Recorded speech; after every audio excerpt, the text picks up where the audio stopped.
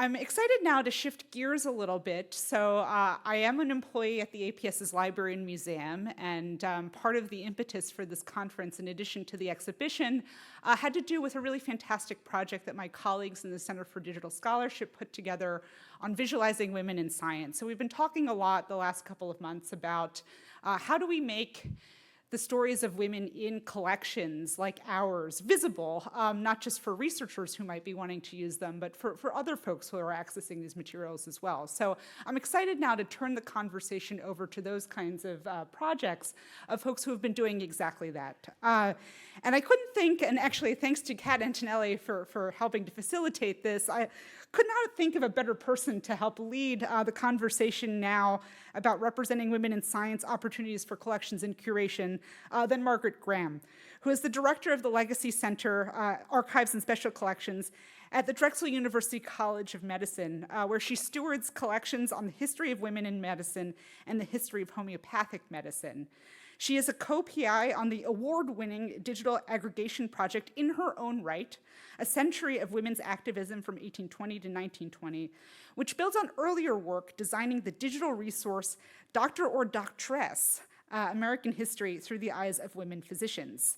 Margaret is particularly interested in making archives accessible to non-traditional users, which I think will be a common theme for today's panel. So I'm going to invite Margaret to come up along with the rest of the participants of the session. So come on up. Lunch is over. Thank you. Yeah. Good afternoon. I hope everyone has recaffeinated because it is after lunch. But you look like you're awake. You guys are awake up there. You got the high seats. We've got our panelists. You guys, can you know where you are? I can't see from here.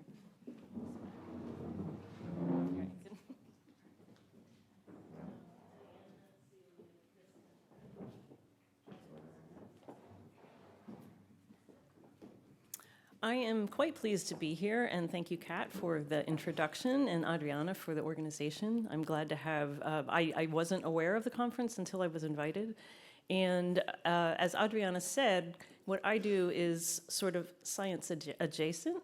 Although I deal with the history of women in medicine, it's much more humanities, but I'm well-versed with getting out there the material so that it can be used and thinking about how we can increase use, as well as addressing the gaps in who has not been documented. So I'm looking forward to hearing from everybody on these issues. So we'll do what we did in the last panel. I'll do introductions and then start that panel. We've got 4 talks and 6 panelists, so stay with me. All right, our first speakers are Diana Marsh and Celia Emmelhainz. Diana is an assistant professor of archives and digital curation at the University of Maryland's College of Information Studies. She's a co-founder of the iSchool's Center for Archival Futures and an appointed member of the Society of American Archivists' new Archival Repatriation Committee. She explores how heritage institutions communicate with the public and communities, and her current projects research ethical information systems approaches to improving discovery of colonial-held archives for Native and Indigenous communities. That is a big job. We thank you already. And Celia is a supervisory research anthropologist at the National Anthropological Archives and Human Studies Film Archives within the National Museum of Natural History at the Smithsonian. She's conducted fieldwork in Mongolia and Kazakhstan, consulted on NSF and IMLS projects on ethnographic data management, and led workshops on qualitative research methods and archiving for scholars in Greece, Poland, and Kazakhstan. Her recent research focuses on connecting researchers with library and archival materials and on career decision-making and working conditions among library, archive, and museum workers. So come on up.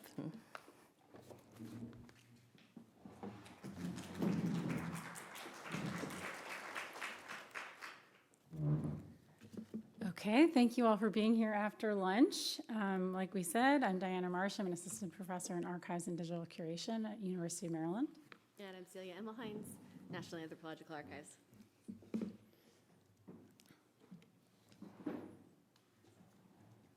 Nope.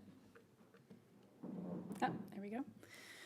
Before we begin, we would like to acknowledge that we are on Lenape-Hoking the ancestral territories of the Lenni and Lenape and their indigenous kin and neighbors.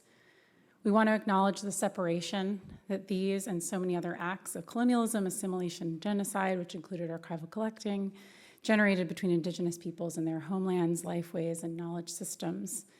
And we celebrate the power and resilience of indigenous communities and nations and the collaborative and indigenizing work taking place in collections and institutions, with special recognition for the Center of Native American and Indigenous Research here at the American Philosophical Society. So today we're going to speak from our shared work with the National Anthropological Archives, or NAA, myself formerly as a fellow there for 3 years, and now Celia in her leadership position there. We'll talk first about the context of the NAA and its collections and our work to amplify women in the anthropological sciences in those collections and at the Smithsonian.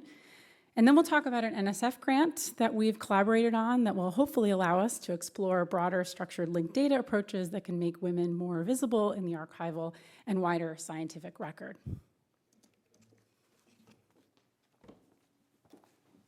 So just as a brief background for the institution that we're talking about, the National Anthropological Archives and Human Studies Film Archives are sort of merged. And they originate in the Bureau of American Ethnology, which really worked to gather Native American language and cultural materials from around the US in the mid and late 19th century, and eventually became merged into the Department of Anthropology at the National Museum of Natural History. So we have a wide-ranging amount of papers. And a quirk is that some of our early collections were treated more as research files. So the work of anthropologists like Matilda Cox Stevenson is split among dozens or hundreds of different numbered manuscripts, which are treated as fully separate collections and not necessarily under her name. So it makes the work of women in this early anthropological science somewhat invisible. In addition, archives are often organized under the names of record creators who were most often white men. Surfacing women's research roles at times we found requires digging and redescription to make their work visible.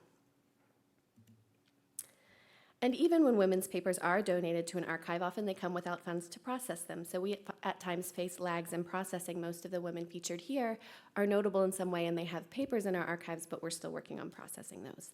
By one estimate, only 20 to 30% of collections across archives are processed or rehoused in boxes, inventoried and described in a public finding aid.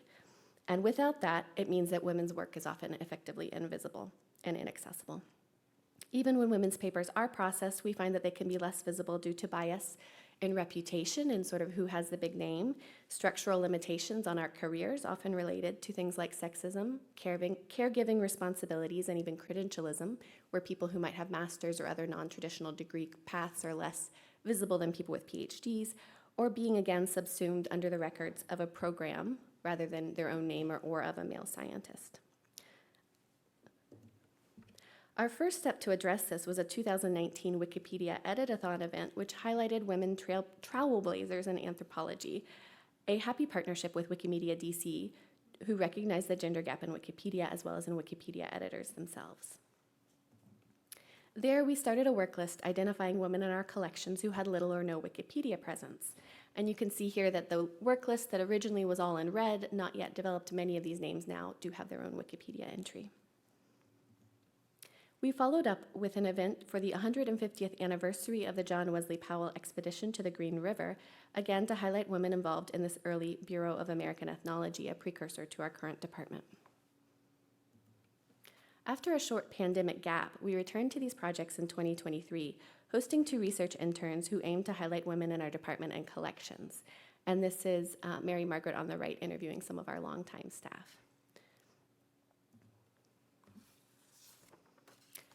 The first intern, Leah Ali, built lists of women in our paper and film archives, particularly focused on women who did field research or filmmaking, but are often listed under their spouse's or somebody else's name or who lack a wiki presence.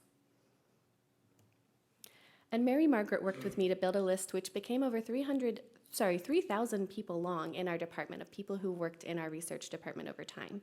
We deliberately included staff, interns, fellows, contractors, volunteers, associates, many of whom engaged in scientific or collections research in some way, sometimes over many years, but often in seemingly assistant or temporary roles. As you can see here, many of our research supporters are heavily female, so this is just a snapshot from our larger attempt at sort of bringing in data and visualizing the work of women in our department.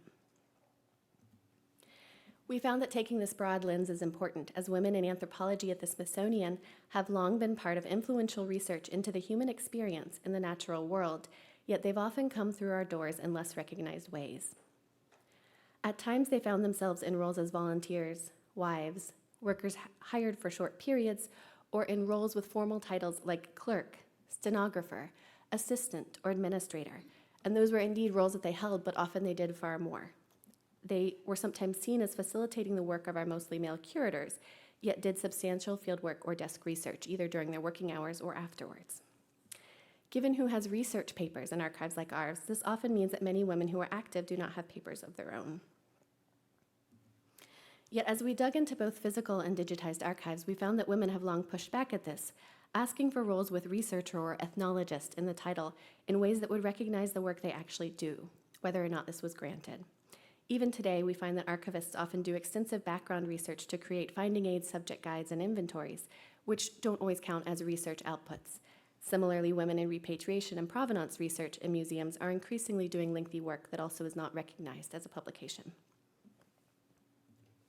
To actually find what women do then, we had to go beyond our staff lists and organizational charts to digitized and transcribed records. Especially for female anthropologists who may have published few peer-reviewed articles under their own name, their research, curatorial, administrative, mentoring, and collections labor is often visible through the acknowledgments or methods sections of publications.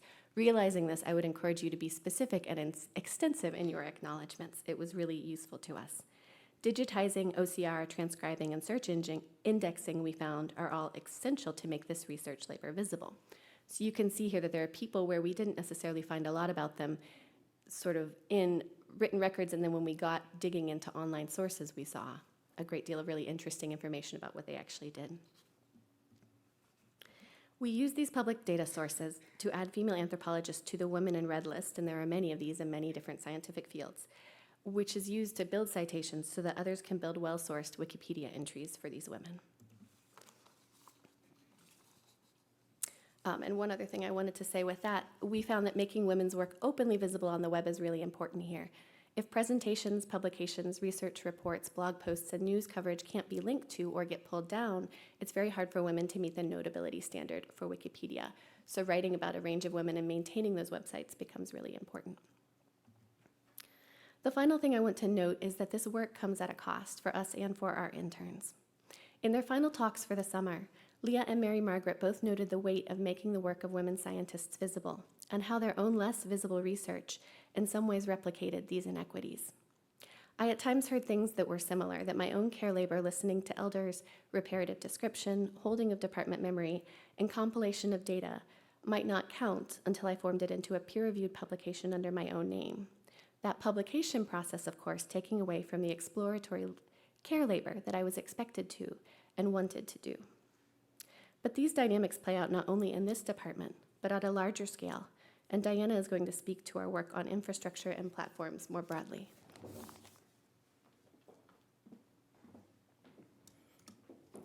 So Celia and I have simultaneously been involved over the last 8 years in revitalizing the Council for the Preservation of Anthropological Records, COPAR, which was an organization founded in the 1990s to preserve and promote anthropological records, and COPAR had built an initial database, registry, and directory of anthropological archives.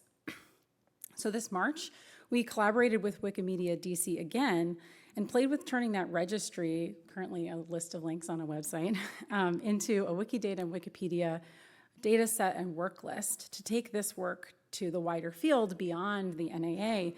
And I'm currently working with my 40 Intro to Archives and Digital Curation students on creating Wikidata identifiers for all the anthropologists that don't have them on this list of 650 some odd anthropologists, and not surprisingly, many of those are women.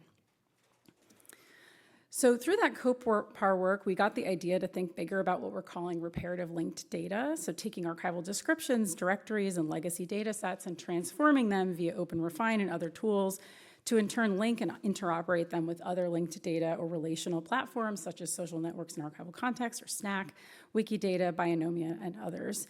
Doing so by facilitating collaboration between anthropologists, archivists, historians, Native communities, and other stakeholders in this knowledge, and with an end goal of reconnecting communities with their archivally held knowledge and also highlighting underrepresented figures. So we applied for an NSF grant last year, which we got, and so therefore now have the opportunity to research anthropology's archival infrastructure and legacy data and the stories that it might tell. The grant application involved collaboration with my colleague at the iSchool, Katrina Fenlon, PhD candidates Amanda Sorensen and Samantha Lee, as well as Celia and I, the COPAR Working Group, and the American Anthropological Association, and we've just launched this past month. So through the grant, we're asking how are anthropologists adapting established and emergent linked data, best practices, and ethical principles in anthropology? So what's kind of the state of the art in the field? What potentials do distributed, networked, and linked data tools, platforms, and practices have for discovery and reuse of data in anthropology? So looking at innovation outside of anthropology and its archives and how we can apply that, both of those through an environmental scan and scoping review. And then hopefully through testing with actual collections and users, asking what data infrastructures would enable a more effective and ethical reuse of anthropological data over time. So our grant premise is that anthropological archives document, as Celia mentioned, these living encounters between people and complex collaborative research and lifeways, and the data embedded in those primary sources are a critical knowledge infrastructure for research and community work, and also offer us that richer understanding of the history of the discipline. And it's still largely held in physical archives in the form of paper and photographs and analog audiovisual materials that are hierarchically organized by those white male record creators, and most of which will not be digitized and transcribed and all of that really exciting stuff. So as of August, the National Archives had 228 million scans online, and that represents just under 2% of its collections. So that's pretty common across archives. So we're thinking about the data held in the collections and representing the collections rather than working just from surrogates. So a huge amount of unpublished primary source material and archives, the data that could be derived from them are largely disconnected from the web and other relevant data and collections. But there is a huge amount of work in data reuse and open access and data management in digital archives, especially for published and born digital materials across anthropology's 4 fields, so the interest is there. And given that interest, there's a lot anthropology can leverage from wider movements in the sciences and social sciences in terms of, first, support for open approaches to publications and data, second, the interest in FAIR principles while respecting, third, Indigenous sovereignty and care principles, and fourth, the movement in data rescue and recovery in the sciences that allows for the reuse of data held in analog archives. There's a lot also that anthropology and archival repositories holding anthropological records can learn from the GLAM sector. So there's a lot of interest in linked data and linked open data, so standards and tools for connecting cultural data across the web. And this includes representing cultural collections and metadata as open data aggregations, accessible at scale and by programmatic tools, APIs, which could be tricky for anthropological records given their ethical complexities, but it extends to efforts to connect cultural collections to the distributed linked data cloud through platforms such as DBpedia and Wikidata. So Wikidata has helped to surface archival descriptions, connect archives to Wikipedia articles, and explore connections among distributed archives through the power of Sparkle queries that search connections across diverse data sources. And archival content management systems like ASpace, ArchiveSpace, are increasingly incorporating Wikidata into their metadata fields. So our goal in both our repository level efforts and through this bigger grant are to explore the ways to sustainably adapt emergent linked data infrastructures that will move archival repositories beyond digitization projects, which just necessarily can only tackle a small percentage of collections, and beyond single institutional digital projects, subjects guides, recataloging, and reparative description projects, which are often boutique and kind of small in scale. So instead, we're thinking about holistically how do we use structured and linked data for anthropology's archives that will in turn allow for enhanced knowledge about hidden figures by surfacing and amplifying their contributions as documented in collections, so asking, as the Pursuit and Persistence exhibition does, who's missing from the story. And then, and again, shout out to the APS's Visualizing Women in Science project that Adriana mentioned, interlinking, connecting, and interoperating those contributions and our knowledge of disciplinary histories through constellations of relationships, institutions, collections, publications, and data sets across the web. And a huge amount of thanks to so many people who've been involved in all of these projects.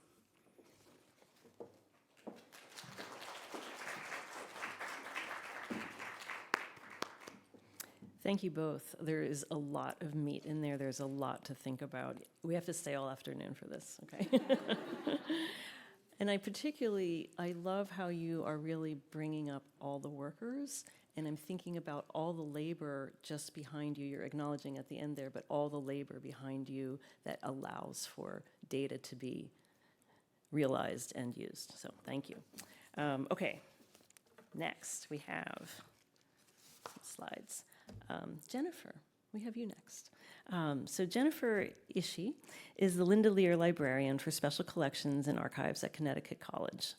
She has a master's degree in history and library science. She has master's degrees in history and in library science, and she's a PhD candidate in 18th century American history at Mississippi State University, where she previously worked in special collections and digital preservation.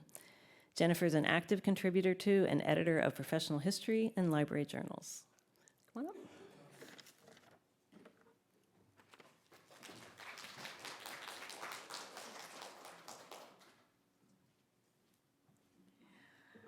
Hello. Well, thank you for attending this session, and thank you to the APS for hosting this fabulous conference. And thank you for allowing a humanist to join you today. I am humbled and inspired by your stories and everything that you're doing to promote women in science. It's just fabulous. So today we're going to look back, though, at the early 20th century and to the founding. Whoops, let's go forward, shall we? Okay. In 1934, Congress established the National Archives, as well as the National Historic Publications Commission, to centralize the preservation of the nation's history through government documents. Soon, libraries and academic institutions followed suit with their collection efforts and the establishment of special collections and archives. It was during this time that two forces of nature, Rosika Schwimmer of Hungary and Mary Ritter Beard of the U.S., became acquainted. A mutual friend who worked at the New York World Telegram suggested to Schwimmer that she contact Beard about her idea to create a women's organization for the purpose of establishing, quote, an international feminist pacifist archive. The two began to correspond and in the summer of 1935 met at Schwimmer's home in New York City. Now, Schwimmer was a leading figure in the progressive liberal wing of the Hungarian women's movement and strongly committed to pacifism.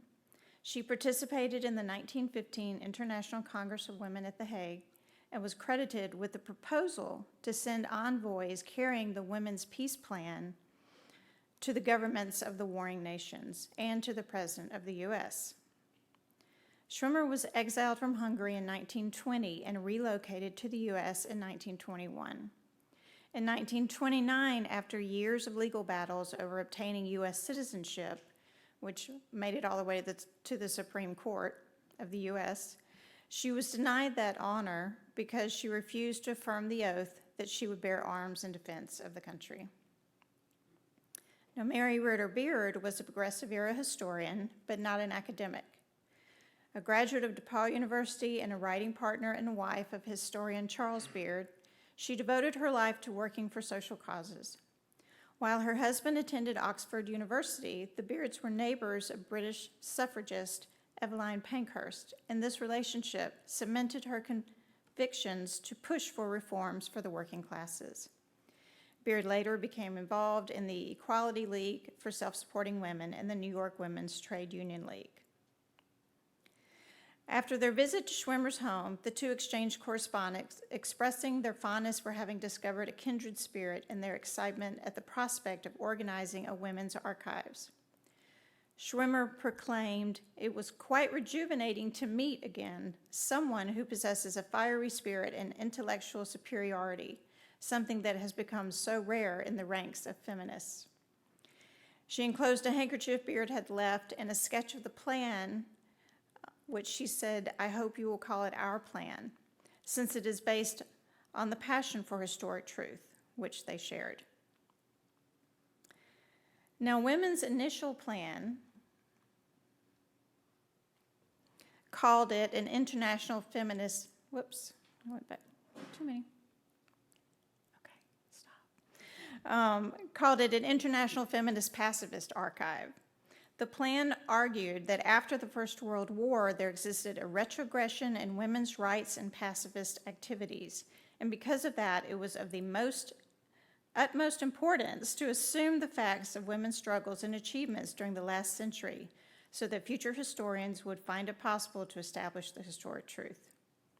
There's a handwritten note on the draft of this plan, I'm not sure if it's by Beard or Schwimmer, that states, "Many individuals and organizations are destroying their precious archives because they cannot afford to pay for storing them." There's another handwritten note on a surviving draft that inserts into the last paragraph that the archive was to be a, quote, "scientific source for historic truth." In September 17, 1935, letter to Schwimmer, Beard suggested changing the name to the Women's Archive Center, and this later was changed to the World Center for Women's Archives, because they wanted it to be truly international. And they wanted to gather materials from all over the world, not just the US. So the sheer enormity of that task was reflected, and I typed note from Beard appearing at the top left-hand corner of a draft resolution for the organization. It said, quote, "Hopeless, I am a novice at this business." So they were completely overwhelmed from the start. Beard set out immediately to enlist the help from notable women, and you see this list along the left-hand side. They did get, support, at least verbally, from many women, such as Mrs. Vincent Astor, Alice Stone Blackwell, Fannie Hurst, Alice Paul, Georgia O'Keeffe, and Eleanor Roosevelt. Before long, the organization was established and working members began to create exhaustive lists of information about professional women, their accomplishments, and professional organizations with whom they were affiliated. In the initial stages of the organization, the group considered attaching itself to the Works Progress Administration as well as the New York Public Library, although neither collaboration materialized.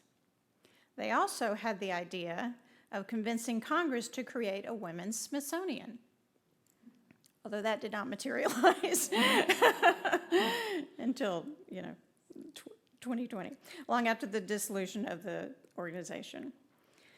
Now, the story of the WCWA is complex, and there isn't enough space or time here to detail all the factionalism, politics, and struggles the group experienced as they attempted to establish this women's archives.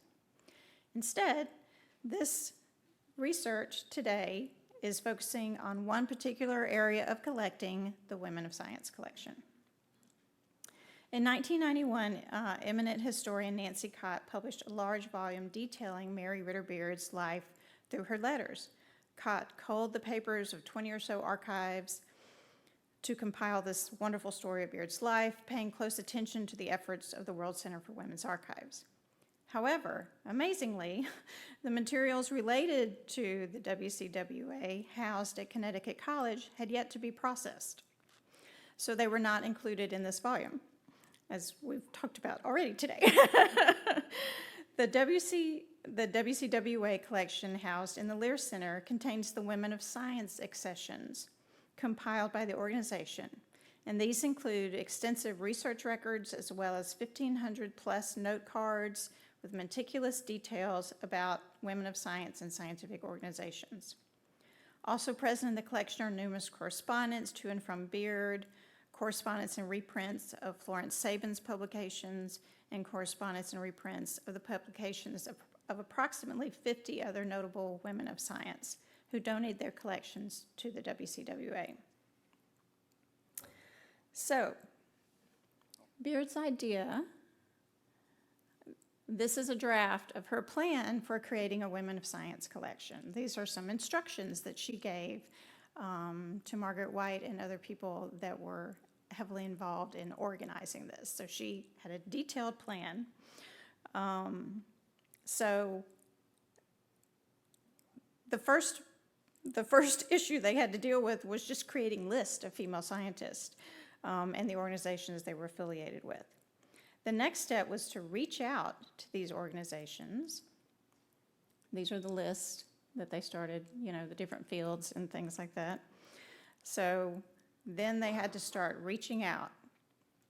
So they started mailing letters. Yes, you did in the 1930s. These are some, you can see the organization, you know, the Science Institute and things like that. The Science Journal, the American Academy of Pediatrics, the American Association of Immunologists, and many, many more. And this is just a really small sampling. Though, you know, we have stacks of them. So they were very busy, sending, and it paid off. Soon they started receiving lists back from these organizations, which thankfully they responded.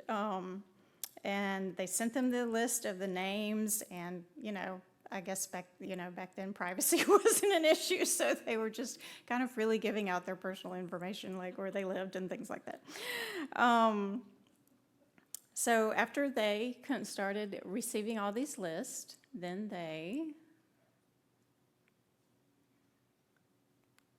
this thing is very slow. Okay. Then they started compiling note cards. So we have about 4 boxes of these note cards, just listing the name of the scientist and the organization that they're with, or their home address rather, and you can see where they're checking off, you know, the ones that they've sent things to. So that's kind of neat. And then they created a deposit slip. We would call these deposit agreements today in the archives, but this is what they had. It was a 1-page deposit slip to be completed either upon deposit of materials or as a promise for future deposit of their materials. The scientists who deposited their papers represented the fields of botany, zoology, biochemistry, psychology, many, many more. And these are the ones for, come on. There we go, okay. These are the ones for Florence Savins. There is a deposit agreement and some correspondence and her, you know, her biography, and as well as reprints of a lot of her publications. An interesting letter is one that Beard wrote to Albert Einstein. In April 1939, related to his exhibit on science at the World's Fair. Beard was concerned that the exhibit was excluding women of science and argued, quote, if cultural freedom is to be defended and advanced, the relation of women to science must be one of the considerations. Now, due to many factors, lack of funding, resources, a nation on the brink of another war, the WCWA was disbanded in 1940. And the materials the organization had compiled for 5 years was just disseminated to various organizations and universities, including Smith, Radcliffe, and, as we see, Connecticut College. And there's a list here of a few other of the universities and organizations that received the records. Schwimmer actually signed an agreement to leave her papers with the New York Public Library around the same time. She noted in a letter to Beard, I have buried my dreams in these last decades. The World Center for Women's Archives goes now with the lot. Now, this may seem unusual that such a notable collection as the Women of Science collection would remain hidden for so many years, But this is, as we talked about, unfortunately, far from an isolated incident. Just as Schwimmer, Beard, and their colleagues faced seemingly insurmountable obstacles to collect and preserve women's history, libraries and archives today face similar challenges. Lack of funding, institutional support, personnel, and even at times hostile political forces attempting to dictate what is included in the historic record. Nevertheless, the enduring legacy of the World Center for Women's Archives lives on through large women's collections at numerous institutions of learning. In Beard's letters and notes, you can sense and feel the disappointment that they were not able to accomplish what they set out to do. They had so much hope and excitement for this plan of theirs. The pride they felt for what women had accomplished in the early 20th century was palpable, especially those who succeeded in male-dominated fields like science. Today, a new plan is currently in development to create a digital World Center for Women's Archives, and a collaborative effort by Connecticut College, the Schlesinger Library, and the New York Public Library. But time will tell if we are successful in bringing the vision of these collections in a cohesive form, albeit digitally. Now, my research field is 18th century women's history, so processing this collection was an eye-opening experience for me. I had no idea there were so many women who were working and publishing so prolifically in scientific fields in the early 20th century. But we hope this collection will provide opportunities for future research into the lives and work of these very important women of science.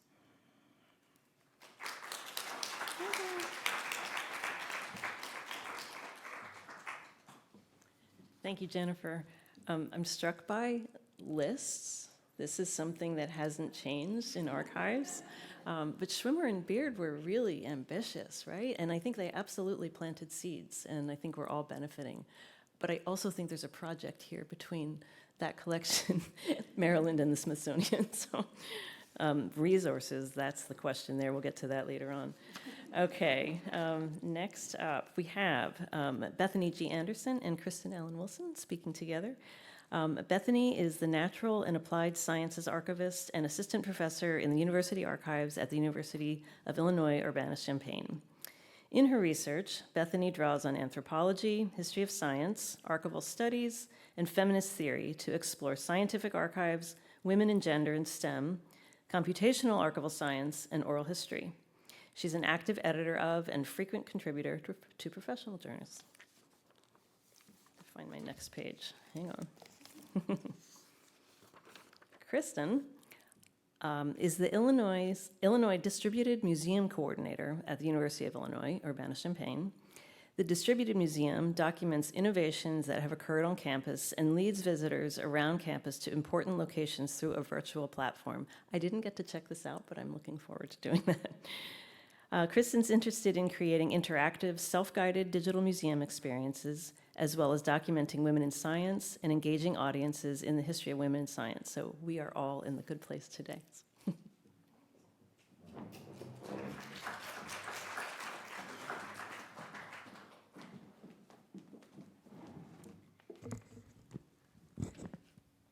All right, thank you so much for having us at this conference. We're super excited to be here.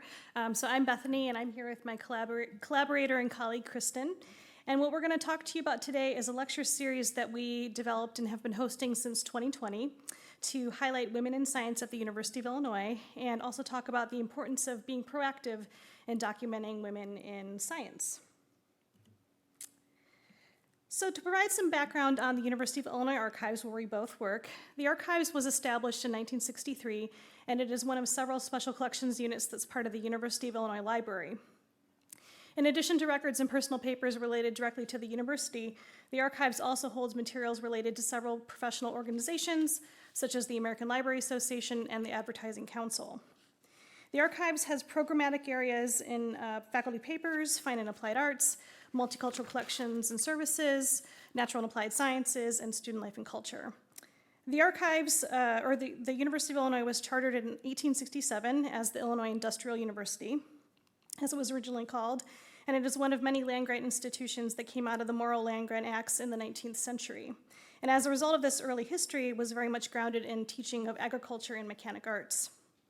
To this day, the University of Illinois is still a very science and technology intensive university, but there's still a great deal of interdisciplinarity as well, such as the humanities too, and the fine and applied arts are represented as well.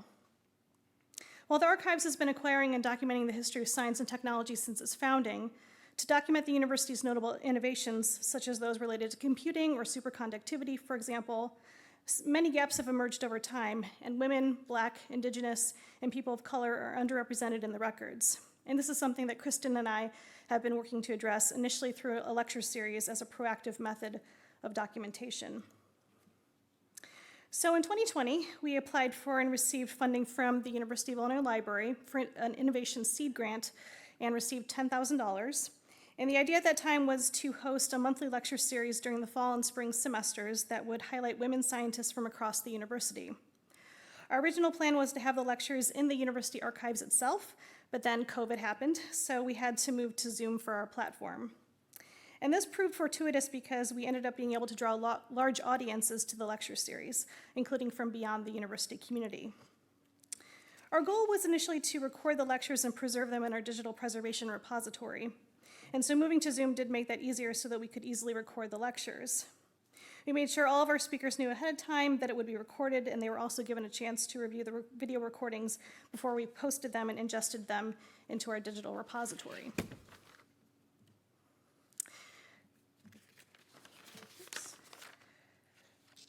So there were a couple of reasons why we were inspired to do this lecture series. For me personally, I have long had an interest in the history of women in science, and I've been thinking very critically about how archives and archivists can better create inclusive and diverse holdings that document women in this space, but also thinking about how we can create collaborative and equitable relationships in communities that steward and co-curate the records and capture their histories. Kristen actually first approached me about the idea for a lecture series, and we used the Field Museum in Chicago as a model for this, which has its own Women in Science lecture series that highlights women at the museum. We thought we could do something similar, but we also wanted to record the talks and preserve them in our digital preservation repository to co-curate and co-create with the speakers an archival record of their research. It's very important to note that the recorded talks are more akin to a biographical vertical file that you might find in an archival repository, and not meant to replace something as more fulsome as someone's personal papers. But we thought this would be an important first step, at least in promoting not only the research and contributions of women scientists at the university, but also to promote the archives as a place where these histories can be stewarded. Representation in the archives matters, and when people do not see themselves reflected in the archives, they may conclude that their records and histories don't fit, and we want to dispel that notion. Kristen's going to say a few words as well. Actually, I think I went forward a slide too fast. Sorry. It's okay. Sorry, you're on the wrong slide there, sorry. Yes, so the Illinois Distributed Museum, we also, when I took over the Illinois Distributed Museum, there was only 59 digital exhibits.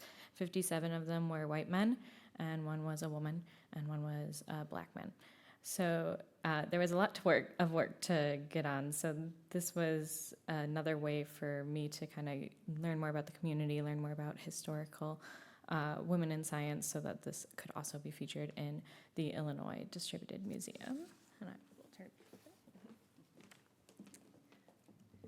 Yes, I think that was the slide we were supposed to be on. Sorry about that. It's showing us a different view here.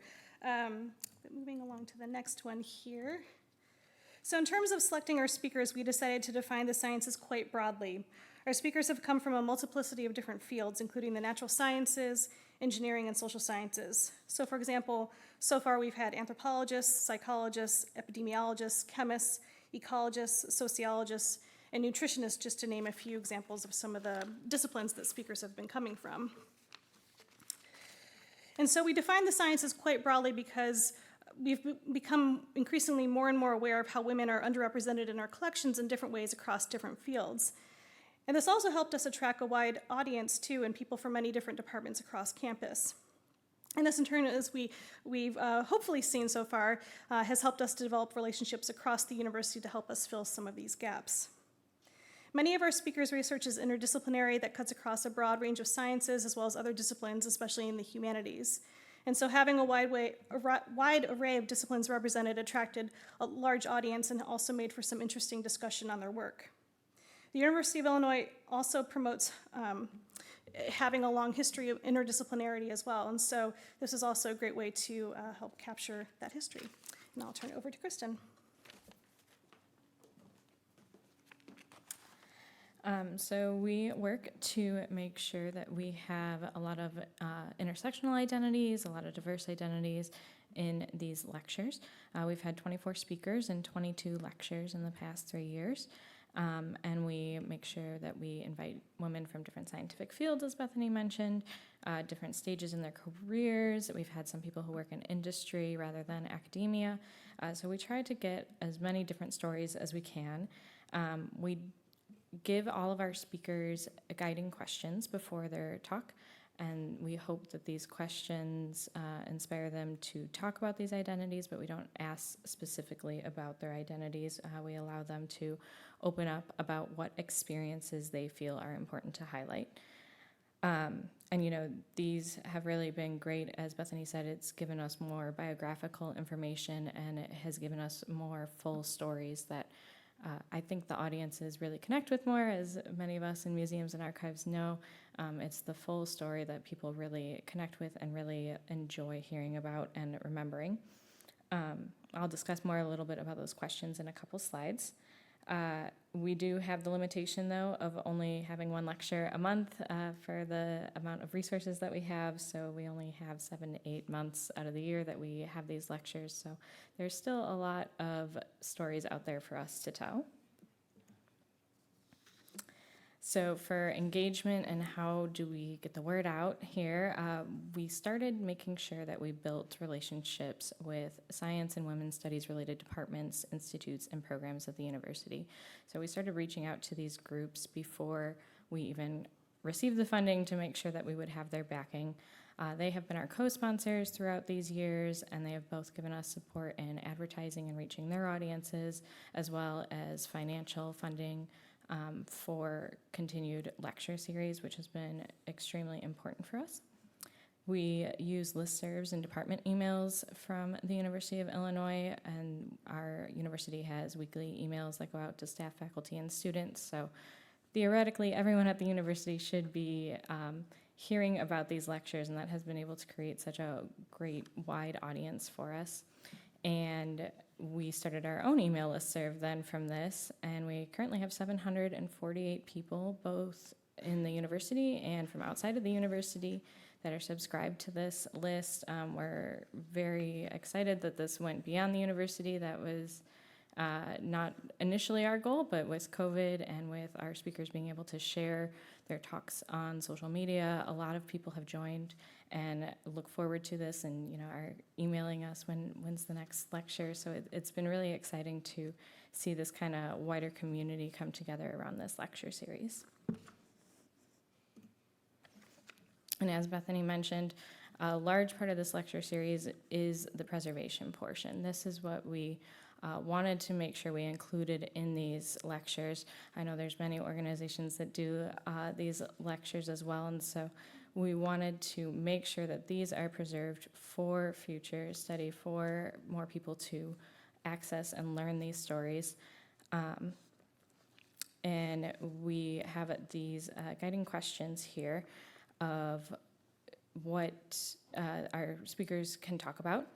So the first one is we ask our speakers what sparked their interest in science. So some have talked about their childhoods. They've talked about how parents or relatives had been scientists. Others have talked about their immigrant experiences and looking at how differences and where they lived and what that's led to their science stories. Some have talked about the struggles of their grandmothers' access to health care, and so they want to make sure that they create equitable access for women in health care.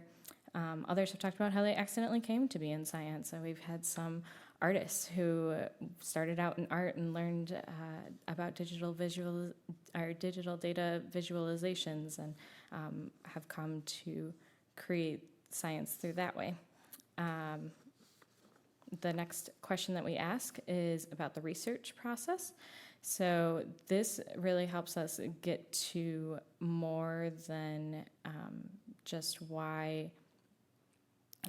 what they're doing. It gets to the why of what they're doing. So many speakers talked about just saying yes to opportunities that they found interesting, which then led them to new questions and new insights. Others talked about receiving encouragement to go for promotion. Like I said, we try to get people from different tracks in their academic career. So hearing about what made them go for those promotions has been really important for others. They talk about how their work and research helped them become more vocal in policy-making process. They've talked about mentorship and what mentorship means to them. And some have also talked about family, talking about thinking about partners or children and how that has impacted their research and what they chose to focus on. And also how their children have created new motivations for their work. We had one speaker who talked about how she wanted to create a better world for her daughter to be able to be in any field that she wanted to take up. The third category that we talk about is advice. So we also work to market these to high schools and middle schools, and as well as the undergraduates that attend the lectures. So some of the advice they've talked about is mentorship, taking opportunities that come their way, and even things on how to get funding so that women can continue this work. And lastly, we ask them to talk about the historical significance. This is usually one that our speakers are like, I've never thought about what it means for me to be in this time, in this place, doing this research. So they've all seemed to really enjoy taking that step back and thinking about how their work fits into the wider historical narrative of it. So like Bethany said, everything's preserved in our digital library. We keep videos and transcripts available to the public, and the chat is available only to our staff. And this is a system that the library is dedicated to preserving, so the content will be maintained, and we'll work to migrate it as technologies change. So this is a really important part of our lecture series. Our impacts and results, we have had some new acquisitions of papers from women scientists, one being Donna Cox, who will be our next speaker actually, and is part of those data visualizations. I've also received suggestions for digital exhibits for the Illinois Distributed Museum of women that I had not heard about before, so that has been very helpful as well. We've also done a lot of outreach, so we have created digital exhibits for each lecture that highlights the materials we already hold in our archives, especially related to women in science, although it also will go beyond just women in science, and we'll talk about other scientists that we have had from the university. And we've developed lesson plans for middle school students and taught workshops at Expanding Your Horizons Chicago for middle school girls that incorporates these videos and gets them interested in science. And I'll let Bethany finish up. So in terms of next steps in the future, we plan to continue the lecture series for as long as we can. And we're just about to begin our 4th year, as Kristen just mentioned. So our next lecture is actually next Thursday, October 12th. So if any of you are interested in joining, we'll put a link on the last slide there so you can find out more about that. And we're also interested in thinking about how we can continue to improve the lecture series and think about new ways we can engage new audiences. At the same time, one of our larger goals is to more systematically understand the ways that women are underrepresented in the sciences and our holdings. And so while we know that we have a few personal papers, overall it's important to better understand how they are underrepresented across identities and different types of records that are available. This will also help inform a collection development policy and plan and strategy to more proactively acquire the papers of women scientists at the university, and is something that we hope to do in collaboration with our co-sponsors and the communities that we've been engaging as part of this lecture series. We also really hope to reach out to more teachers and students in K-12 classes and local schools, and also engage in opportunities to participate in events and workshops for budding young folks interested in STEM. And so Kristen and I will be working more to promote the lesson plans that she just mentioned that we've created, and to help also promote the lectures a bit further. So thank you very much, and if you're interested in joining our listserv, you can do so at the QR code on the slide. Thanks again.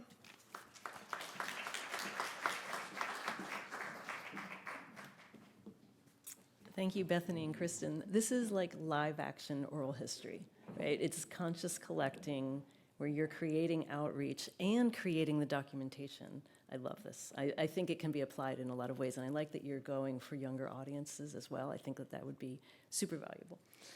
And finally, we have Allison Marsh. Allison is a professor at the University of South Carolina and co-director of the university's Ann Johnson Institute for Science, Technology, and Society. She combines her interests in engineering, history, and museum objects to tell the story of technology through historical artifacts. Okay, listen to this line. She likes to think of history as a Trojan horse to learn about tech. Personally, I think we can use history as a Trojan horse in almost every area. So thank you, and I hope to use that.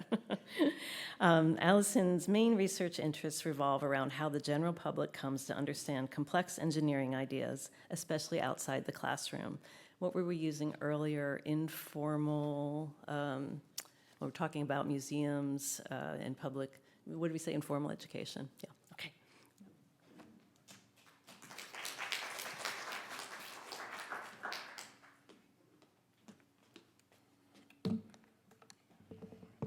Get this set up where I can see my computer screen and the other screen and too many screens, and I can't see any of them until I put on my glasses. So thank you so much for being here, and thank you to the APS for sponsoring this fabulous conference today. I'm returning to Philadelphia. I did my undergraduate work about 12 miles southwest of here at Swarthmore College, where I majored in engineering. And at the time joined the IEEE, the Institute for Electrical and Electronic Engineers, as a student member. I am still a member. I'm now a senior member of the IEEE. And just after graduating from college, I was fortunate enough to attend an IEEE Region 8 student conference in Istanbul. Now, the IEEE is a global organization. It is divided into regions. 6 of them are in the United States, 7 is Canada. Region 8 is Europe, Africa, and the Middle East. So we're going to say quite a big section of the world. And on the last night of the conference, we went to a discotheque across the Bosphorus, and they had strobe lights, and they were playing the Grease Megamix. It was a very specific time there. And one of the participants, who was slightly drunk, approached me at the bar, and he said, "Why aren't there more women in engineering?" And I just looked at him and I was like, if I had that answer, I could change the world.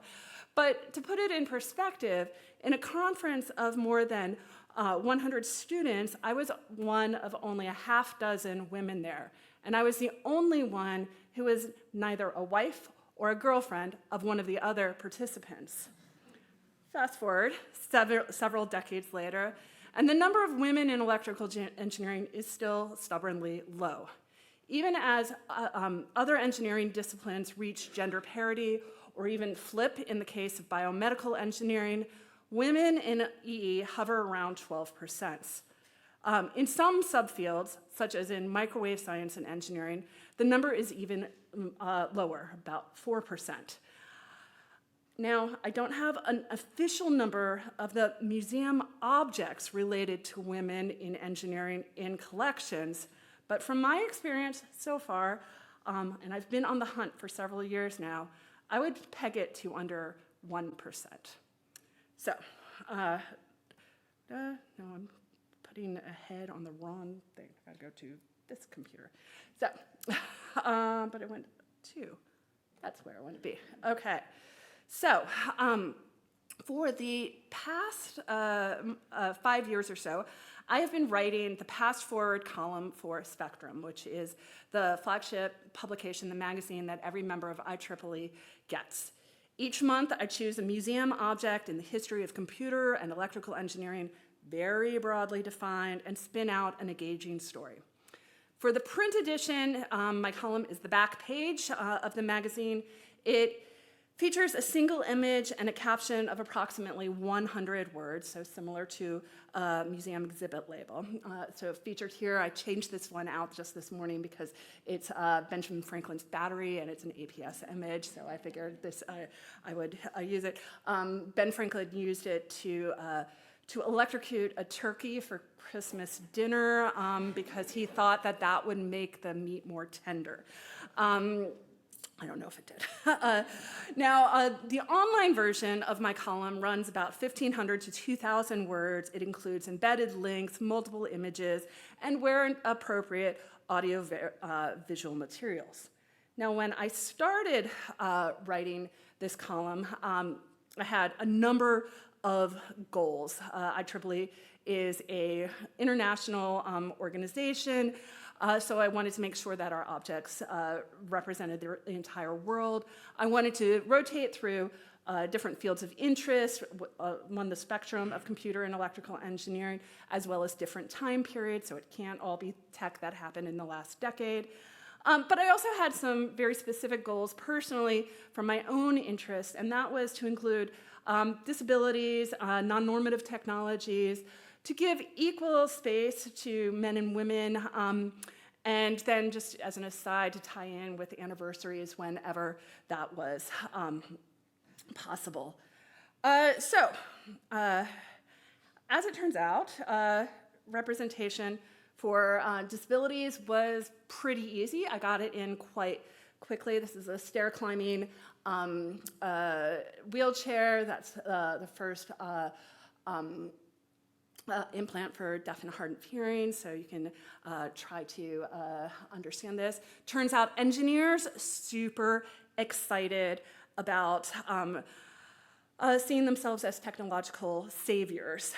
But despite my best efforts, it took me over a year to find an object in the museum with a focus that met the magazine's requirements. And I'm really, really embarrassed that the first object was so very, very pink. It was the AT&T Princess phone. It was not designed by women. Engineers did not work on it. Instead, it was intended to be used by women. My second object wasn't all that much better. It was an electric hot comb, although I was able to tell a really good story about entrepreneurial African Americans. It still wasn't quite the story I wanted to go with. Then came the 50th anniversary of the moon landing, and I was like, you know what? We're gonna do astronaut Barbie, right? We're gonna put Barbie in there. My editor said no, we're going to do astronaut Snoopy instead. There is a reason for why it should be astronaut Snoopy, and you should read my article so you can know why. Astronaut Barbie did make it into the online version, but not the print version. But it makes me ask this question. What happens to women's history when museums preserve items that are pink, toys, or related to beauty? And what else can we be doing? So, let's think a little bit about what museums save. I'm going to give you a case study of the Parsons, Charles, Catherine, and Rachel, father, mother, daughter. And I started looking into the Parsons to write about the 100th anniversary of the British Society for Women Engineers. They predated the American SWE by more than a decade. The female engineers over in Britain were much more advanced on such things, and so I was like, okay, we're gonna do this. We're gonna get an object for them. I searched museums all over Europe trying to come up with an object. You know what? If you go to the Science Museum London, they have a ton of objects from Charles, the father. He creates a steam turbine generator, among other things, and so you have plenty of objects there. I could not find a single object related to either Catherine or Rachel, and the only object that I could find related to the women in engineering society was a 50th anniversary Rose Bowl, and I was like, that is not what I want to do. And so I ended up, that first image, if you go back, I ended up featuring, I will say, Charles' steam generator as the object, and in the online version, the photo editor made a collage of the women, and then I basically told the story about, hey, where are the women in this story? And it comes to one of these questions about the difference between artifacts versus archives. And so I love all the archives. You're doing a great job. That's great. But paper is not the same as a physical object. So if you think about stuff versus stories, I want you to think about the difference between what Charles Babbage gets represented in museums versus Ada Lovelace. So we have a nice big physical machine. It's brass, it turns, it makes clickety sounds. Whereas what Ada's power was the written word, her translations, her notes. Her materials are print. You can see that. And so again, start thinking about the stories that you tell in museums and how do objects end up there. And of course, they all end up there because Indiana Jones tells you it belongs in a museum. And that is great because people think that everything that's in the museum is sacred. It is a wonder. It's the best thing in the world. Well, it turns out it doesn't have to be. It could be a little object. This is another one that I featured, and I saw it at the Whipple Museum of the History of Science at Cambridge. And I was like, oh my gosh, I remember the little professor calculator because my sister had one and I didn't. We fought about it all the time. And that is, of course, the tension.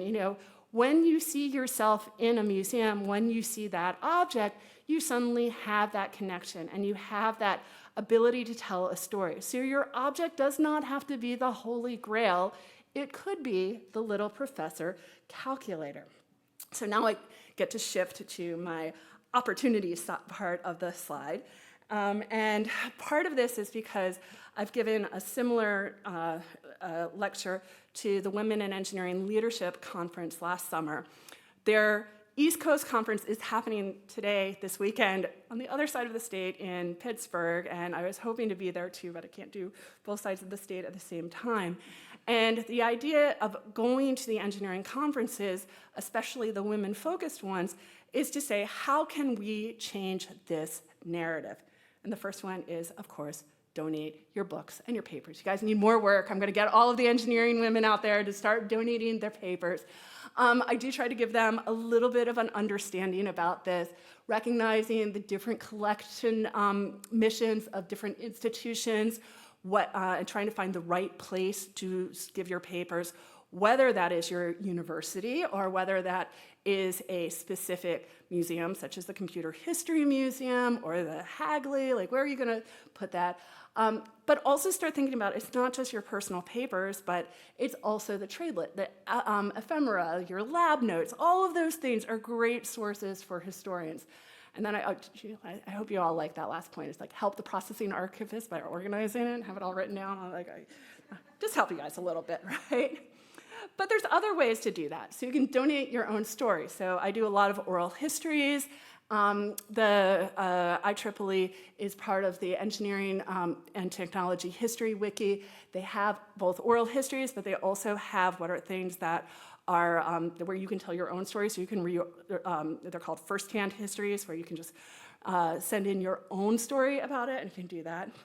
And then my last one, which everybody always loves, is donate your money. If you're not going to donate your objects or your stories, give them the money. So I am on the 50th anniversary foundation for raising money for the IEEE. And I say this because the IEEE then funds the History Center that does the recordings of the oral histories and all of those things. And so all of those things are a way to get the stories and the narratives into the museum collections themselves so that future historians have the opportunity to look at the resources and start changing the stories of what our museums can tell. So, thank you.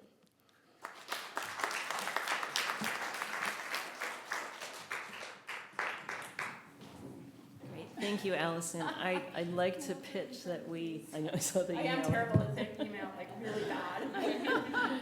I'd like to pitch that we might elevate archival papers to museum objects. So that might be one thing that could help representation. It's a small thing. Can we have another round of applause for our panelists? This is great. And we've got time for questions. Yep. Yes. I want to just start with this. I found today, I was at another talk last night where I started to feel much more uplifted and optimistic about the future, and I think today has helped me with that. But But I want to start with something that may not be so optimistic. And Allison just closed with it, and that's resources. So I wonder if I can ask all of you, we've got colleges, universities, and government institutions, how this, archives, GLAM institutions in general are under-resourced. This is critical work. We've talked largely about women. We've talked a little bit about Indigenous. There are lots of gaps and erasures. How do we sustain it? It's a really challenging question, and it's not the most story-based, but I think it's a really important one with creating equity historically and for the future. So does anybody want to tackle that? And if not, okay, go Jenifer. Okay. Can you hear me? It's very loud. Yeah, I've worked at a large state-run institution and a small liberal arts college, so I see kind of both ends of that, where the state is in control of the money, and there are difficulties with that, obviously. I think in both situations, though, it's because in an academic university, the archives are within the library. So you're also competing with this one pot of money that the library gets. So whereas like the special collections department is not separately funded from the library. So, it all has to come out of one pot, and in many places they've had a flat budget for a decade. So yeah, it's we rely a lot in archives on donors to donate their papers. I know at Mississippi State, they didn't pay for anything. It was only donation. We have a tiny little budget at Connecticut College where we try to purchase things. But it's a challenge. And that's not even to begin the digital preservation discussion. And there's been some assistance, I think, with some national funding. Right. Grants Right. are a godsend. Yeah. But it's a fraction of the institutions. Right. Right. Yeah. I was just going to say, most of our funding from our sponsors are from the engineering department. So we go to the people that have a little more money and get more alumni funds. Yeah. So that's a kind of a benefit of us working on women in science is the sciences Go to have a the little more money. scientists. So go to them, yeah.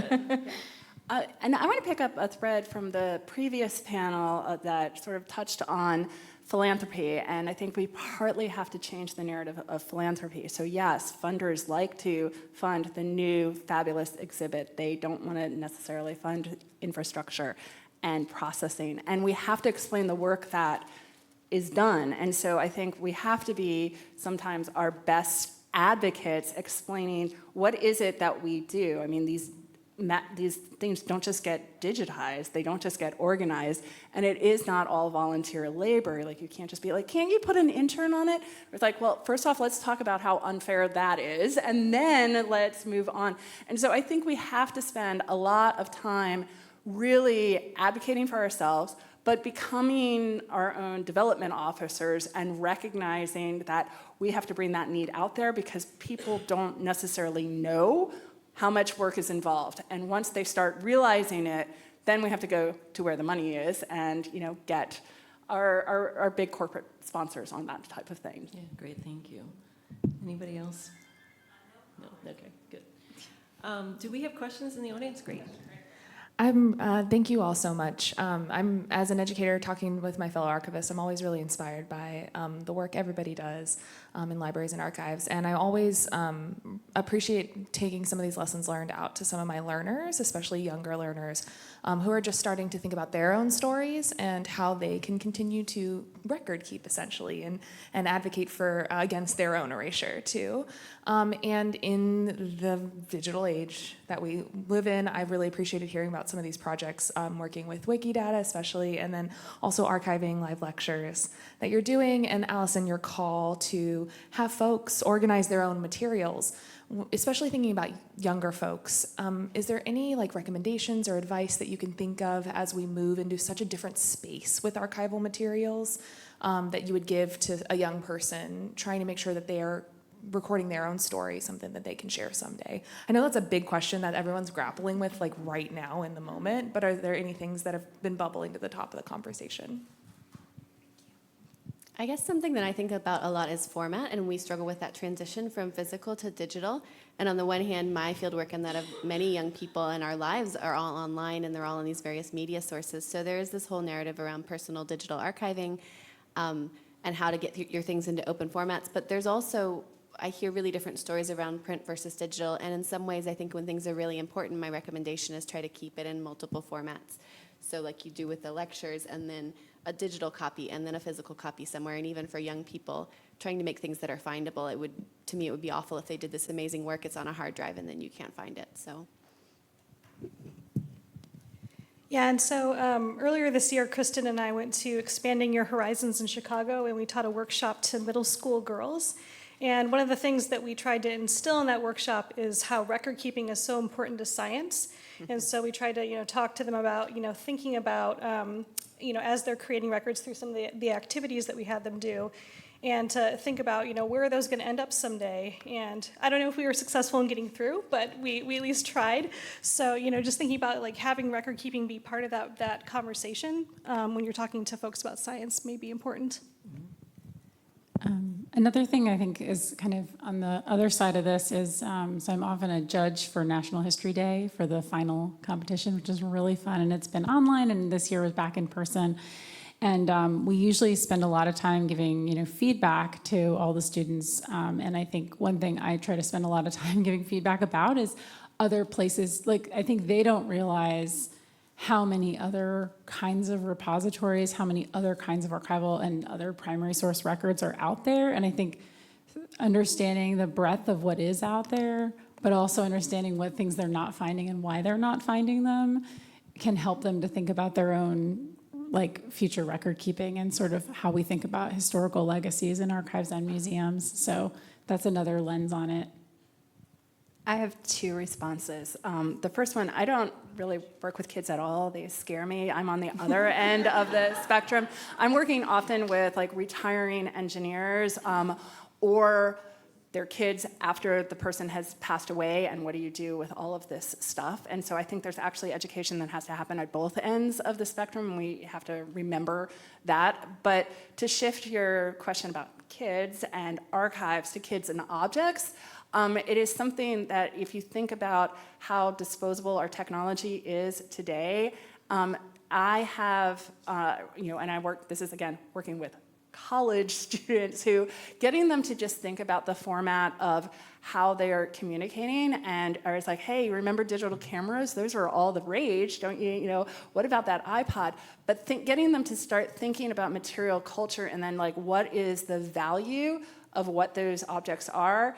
And it's not necessarily the object, but the information that's stored on it, and how is that then accessible when the technology is now defunct? And getting students to start writing about their experiences with technology as opposed to just the technology itself, but how do I interact? How do I use my phone? Do I use my phone as a mini pocket computer? Do I use my phone as a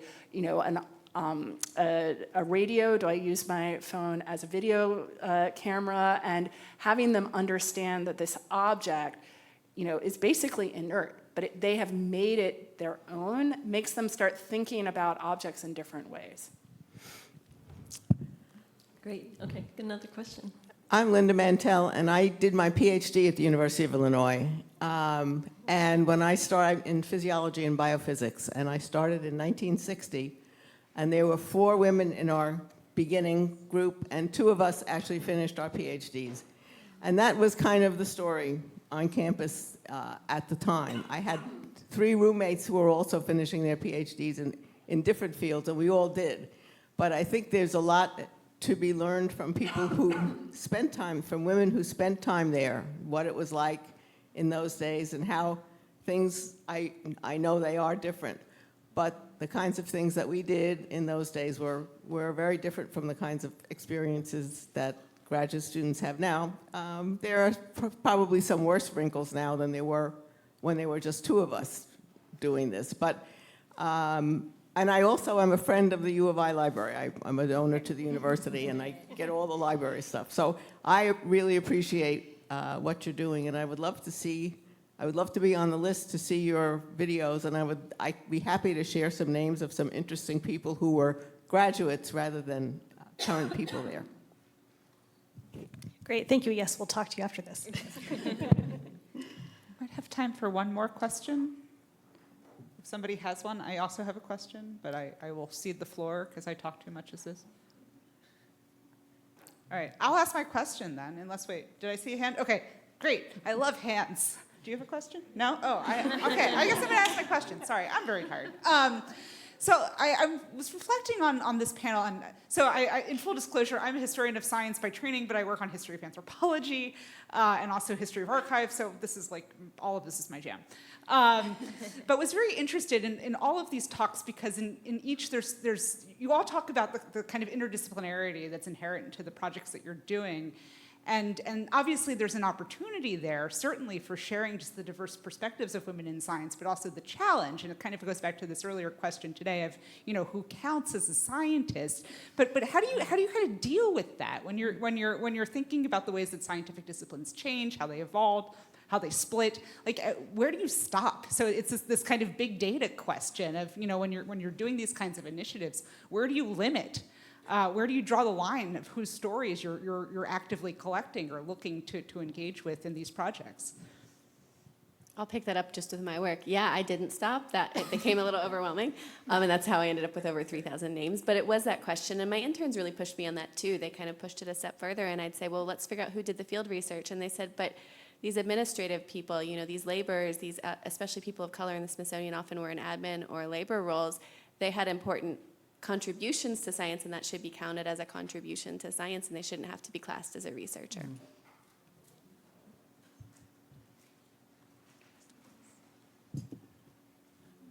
Yeah, and I think the additional challenge, and I think we were just talking about this yesterday, like when you're in these spaces, you're also constantly yourself having to go right up to the limits of your own knowledge and or get into these other areas. So like, I think a lot of us are doing like, I have a PhD in anthropology, but then now I'm in archival science, but now I'm like, oh crap, I actually need to know these other things over here.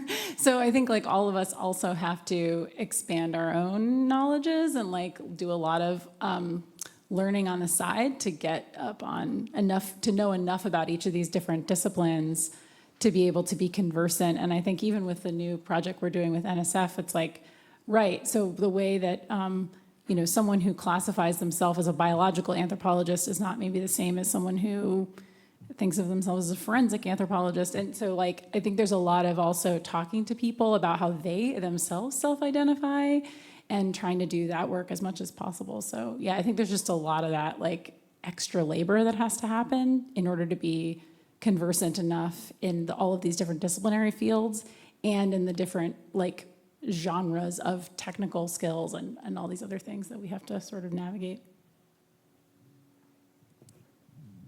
Well, I'll just say that generally is the challenge for being an archivist because, you may be put in a position where you are an archivist of science or of art or of, certain fields, but quite often you are not, especially for public libraries and things like that. So you'll encounter objects or manuscript items from all of the fields. So, and you can't be an expert at everything, but it's a challenge, but it's also one of the fun things about being an archivist is that you're continually learning about a whole new field that you knew nothing about, before this box landed on your desk and you had to process it.